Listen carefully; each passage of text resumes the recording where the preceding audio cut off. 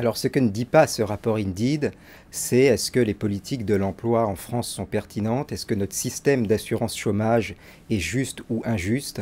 On s'est intéressé principalement à la façon de transformer le marché du travail à long terme. Transformer le marché du travail à long terme pour un demandeur d'emploi, pour un chercheur d'emploi, c'est comment améliorer les conditions dans lesquelles il cherche son travail. Et donc pour ça, on a identifié trois pistes. La première piste, c'est celle de la mobilité et en particulier du logement. Il est beaucoup plus facile pour un chercheur d'emploi, pour un demandeur d'emploi, de chercher un travail autour de chez lui. Et donc pour ça, on regarde comment peut-on construire des logements dans les métropoles, précisément là où se trouvent les emplois, comment on peut tenter de développer les infrastructures de transport là où il y en a besoin, et comment les DRH, les entreprises, peuvent inciter leurs salariés à passer en télétravail, par exemple. Donc ça, c'est le premier axe qui est celui de la mobilité. Le deuxième axe qui s'adresse un peu plus aux administrations, aux décideurs publics, c'est comment agir sur la fiscalité pour rendre la recherche de travail ou les transitions professionnelles beaucoup plus simples pour le demandeur d'emploi ou la personne en recherche d'un emploi. Et ça passe d'abord par l'élimination d'un certain nombre d'effets de seuil qu'on retrouve à certains niveaux de salaire, par exemple. Et le troisième axe, c'est une question de réglementation, puisqu'on a énormément de réglementation à la fois sur le marché du travail, mais souvenez-vous, les politiques de l'emploi ne sont pas l'objectif premier du rapport. Là, on parle des réglementations qui sont dans des secteurs d'activité. Par exemple, les transports, les services à la personne, et on observe que ces réglementations, en général, diminuent le niveau global de l'emploi, sont des barrières à l'entrée aux nouveaux arrivants, et donc empêchent en quelque sorte la génération de nouveaux emplois, l'apparition de nouvelles startups. Et on regarde différents secteurs, différents métiers, et on se pose la question, bon, quelles sont les réglementations qui sont adaptées, quelles sont celles qui seraient un peu moins adaptées, et donc qu'il faudrait transformer. Donc ces trois axes, mobilité, fiscalité et réglementation, c'est des axes qu'on a trouvés après un brainstorming collectif au sein d'Indeed. C'est la première fois qu'on fait un rapport. Avant, Indeed ne faisait pas de rapport.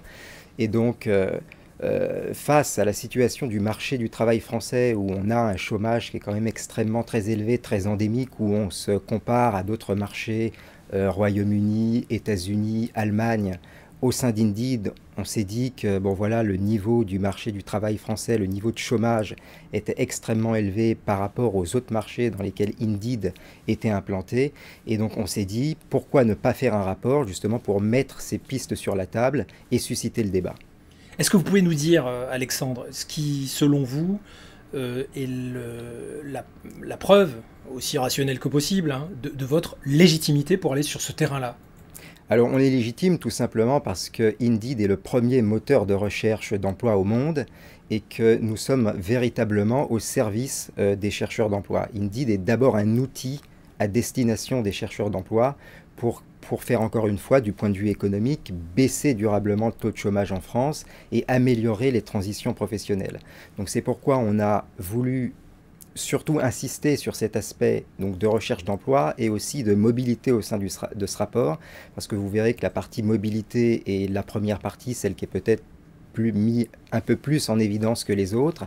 Et au sein de cet axe mobilité, il y a trois sous-axes, si j'ose dire, qui est celui du logement, puisqu'il y a un énorme problème de logement en France. C'est un problème qu'on appréhende aussi via le pouvoir d'achat, puisque vous avez 30% du budget des ménages qui est dédié au logement. Donc ce n'est pas uniquement un problème vis-à-vis de l'emploi, mais c'est aussi un problème vis-à-vis du pouvoir d'achat des ménages.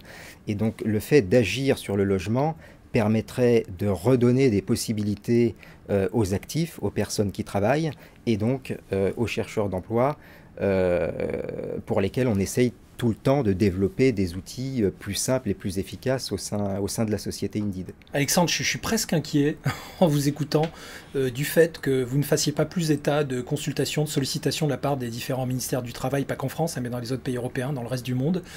Parce que ce que vous apportez en termes de data, ça vaut de l'or littéralement pour ajuster notamment ces politiques, et y compris aménagement du territoire. Ils vous ont contacté? Alors, c'est pour ça qu'on essaye justement de sortir ces rapports qui sont majoritairement, j'ai envie de dire, assis sur des données publiques. Donc nous, on ne va rien inventer par rapport aux multiples rapports des administrations ou des think tanks qui ont été sortis jusqu'à présent. Enfin, En revanche, données publiques voilà, complétées par les vôtres. on va croiser effectivement avec nos données, Voilà. et c'est là qu'on va pouvoir peut-être apporter peut-être pas de nouvelles trouvailles, mais des angles qui sont, de notre point de vue, peut-être un peu sous-investis par les autorités publiques. Donc il y a un certain nombre d'angles morts dans les politiques publiques, et c'est ceux qu'on a essayé de cerner avec nos données et qu'on a ensuite recoupés avec des données publiques pour pouvoir dégager des pistes et des axes de réforme potentielles. Donc pour revenir à ma question, est-ce qu'il n'y a pas un commencement de frémissement d'intérêt de leur part, de retour, pas plus de feedback que ça on est en contact avec le ministère de Travail, avec Pôle emploi, avec lesquels on a un certain nombre de participations.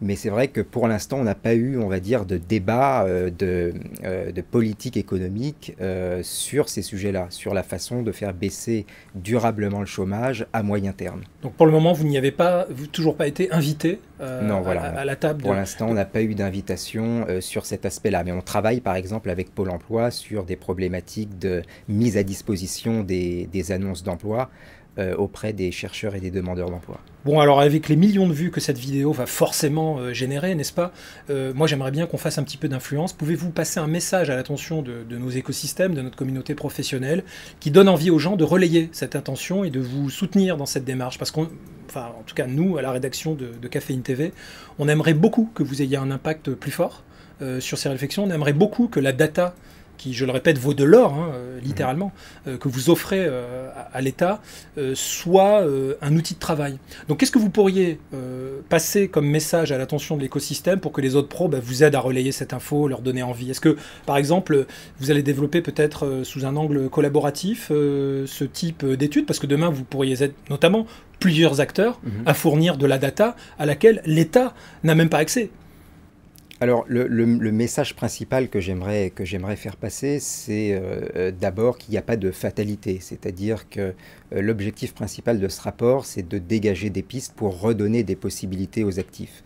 Ce rapport, il est basé sur des études qui ont déjà été faites, donc il reprend un certain nombre d'enseignements qu'on a extraits de recherche. Il est basé sur des données Indeed, qui sont pour le coup des données que personne n'a vues, et il a bien évidemment vocation à repartir dans l'espace public, à être repris, enrichi par un certain nombre d'experts, de décideurs, de DRH, d'entreprises, de start-upers, pour que véritablement l'ensemble de l'écosystème, l'ensemble des personnes qui font le marché du travail français aujourd'hui se saisissent des véritables enjeux et des véritables problèmes pour essayer d'avancer ensemble et faire enfin durablement baisser le taux de chômage en France.